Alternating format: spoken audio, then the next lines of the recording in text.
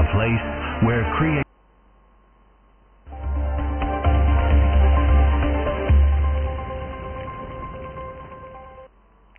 এডিসিতে নিয়োগ সংক্রান্ত পরীক্ষার উত্তরপত্র ফাঁস হয়ে যাওয়ার ঘটনায় এই সময়ের মধ্যে আরও একজনকে পুলিশ গ্রেপ্তার করেছে। তদন্তের স্বার্থে পুলিশ গোটা বিষয়গুলো নিয়ে নীরবতা পালন করলেও এই সময়ের মধ্যে কিন্তু পরপর দুজনকে গ্রেপ্তার করার সংবাদ আমরা আপনাদের কাছে তুলে ধরার চেষ্টা করেছি। তার আগে গতকাল একজনকে গ্রেপ্তার করা হলো, আজ আরও একজনকে সেখানে পুলিশ গ্রেপ্তার করেছে। সেদিক থেকে বলা যেতে পারে এই সময়ের মধ্যে এই চাঞ্চল্যকর ঘটনায় কিন্তু দুজনকে পুলিশ গ্রেপ্তার করতে সক্ষম হয়েছে।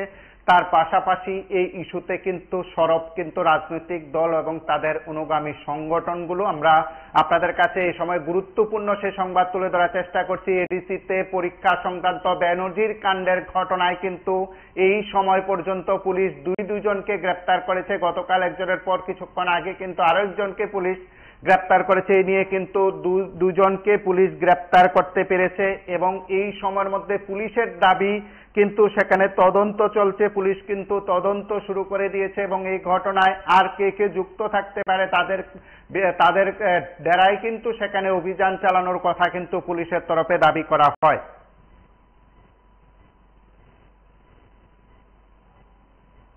আমরা এই সময়ের মধ্যে এই বেনজির ঘটনায় কিন্তু কেলেঙ্কারির ঘটনা নিয়ে কিন্তু রাজনৈতিক মহল থেকেও কিন্তু প্রতিবাদ শুরু হয়ে গেছে। আমরা কিছুক্ষণ আগে দেখতে পেয়েছি যুব কংগ্রেসের তরফে সাংবাদিক সম্মেলন করা হয় এবং সাংবাদিক সম্মেলন করে কিন্তু এই কেলেঙ্কারি ইস্যুতে কিন্তু তারা সরব হন এবং যুব কংগ্রেসের তরফে কিন্তু সিবিআই এর দাবি করা হয়েছে এই বেনজির কাণ্ডের ঘটনায় এডিসিতে নিয়োগ সংক্রান্ত ঘটনায় পুলিশের তদন্ত চলছে, কিন্তু সে তার সময় কিন্তু এই তদন্তের সময় কিন্তু সিবিআই তদন্ত দাবি করলো। যুব কংগ্রেস কিছুক্ষণ আগে সাংবাদিক সম্মেলন করে যুব কংগ্রেসের প্রদেশ সভাপতি নীলকমল সাহা কিন্তু সিবিআই তদন্ত দাবি করেছেন এবং তিনি কি বলছেন একবার শুনি।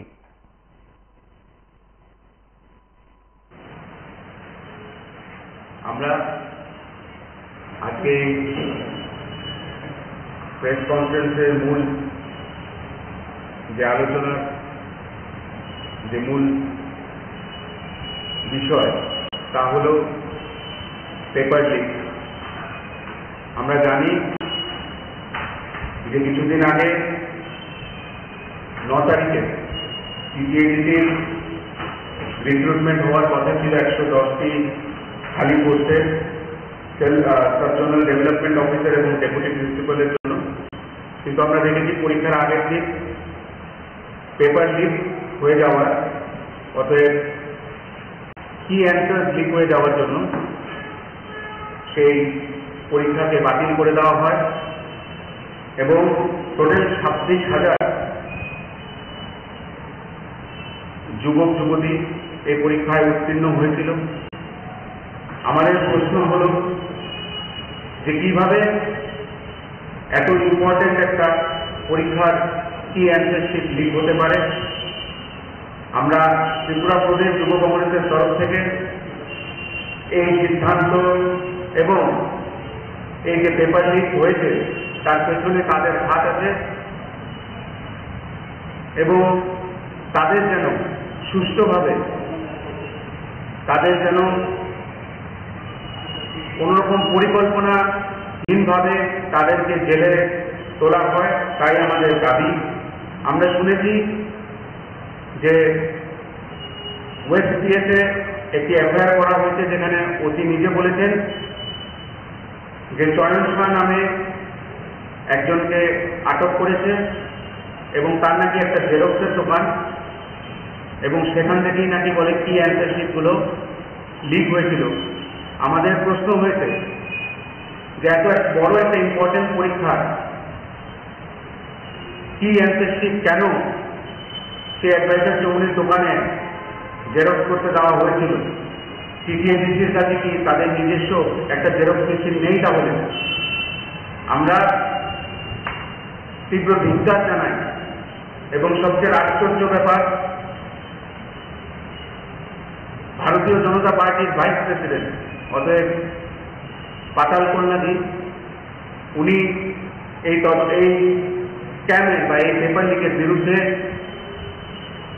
সিবিআই তদন্ত চেয়েছে এবং আমরা সাধুবাদ জানাই এবং আমরাও ত্রিপুরা প্রদেশ যুব কংগ্রেসের তরফ থেকে এই পেপার লিকের বিরুদ্ধে সিবিআই তদন্ত চাচ্ছি। এবং আমরা এটাও শুনেছি যে এডিসি যা ত্রিপুরা মথা নামক একজন আঞ্চলিক পার্টির গভর্নমেন্ট চলছে, সেখানে ভারতীয় জনতা পার্টির সঙ্গে কিছুদিন আগেই তাদের অ্যালায়েন্স হয়েছে এবং সেই ভারতীয় জনতা পার্টির ভাইস প্রেসিডেন্ট পাতাল কন্যাজি দুদিন আগে সামাজিক মাধ্যমে বলেছেন যে এডিসিতে অত্যন্ত মানের দুর্নীতি হচ্ছে, এডিসিতে সেন্ট্রাল থেকে যাই পয়সা দেওয়া হচ্ছে সেটা ঠিকভাবে ইউটিলাইজ করা হচ্ছে না এবং সেটা উনি অন রেকর্ড বলেছেন। এটাতেই বোঝা যায় যে প্রদ্যুৎবাবু যে ব্যর্থ, প্রদ্যুৎবাবু এবং তার টিম এডিসি চালানোর জন্য ব্যর্থ এবং আমরা ওনার পদত্যাগ চাচ্ছি। এবং তার সাথে আমরা দেখেছি যে নিট পরীক্ষাতেও একটা বিশাল ধরনের স্ক্যাম হয়েছে। আশ্চর্যজনকভাবে এবার নিট পরীক্ষায় 67 স্টুডেন্ট ফুল মার্কস পেয়েছে, 720 ফুল মার্কস পেয়েছে, যেটা অবাক করার মতন। কারণ 2023-এ 2 জন ফুল মার্কস পেয়েছিল এবং 2022-এ 4 জন। সবচেয়ে আশ্চর্যকর কথা হয়েছে যে মার্কসগুলো দেওয়া হয়েছে, সেই মার্কসগুলো যদি টোটাল ট্যালি করি সেরকম মার্কিং সিস্টেমে সেই মার্কস আসতেই পারে না। এবং এরকমও দেখা গেছে যে একটি সেন্টার থেকে 6 জন স্টুডেন্ট টপার করেছে, যেটা আজ পর্যন্ত কখনো এটা বিশ্বাস করার মতন না। এবং এই দুর্নীতিকে ধামাচাপা দেওয়ার জন্য রেজাল্টের ডেট ছিল 16ই জুন, সেই রেজাল্টের ডেটটাকে 4ই জুন করে আনা হলো। এবং অনেক স্টুডেন্ট এটাই বলছে যে ইলেকশনের রেজাল্টের দেওয়ার আগে যেন এই স্ক্যামটা পিওর ভাবে ঢেকে যেতে পারে, তাই এই ষড়যন্ত্র। আজকে আমরা যদি রেকর্ড দেখি তাহলে ভারতীয় জনতা পার্টির সরকার হওয়ার পরে দেশে 70টা পরীক্ষায় পেপার লিক হয়েছে এবং সেই পেপার লিকে 1.5 কোটি যুব যুবতী আজকে এফেক্টেড।